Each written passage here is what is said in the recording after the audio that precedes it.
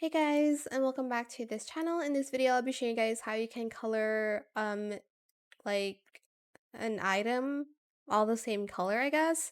And Dress to Impress, they have this new feature where you can just color every toggle the same color. So I'll just press on the outfit that I want to color, and as you can see, there's this paint bucket. You're going to select that. It says, are you sure you want to color all layers of this item? Press yes, and it's going to color it this color, like the one here.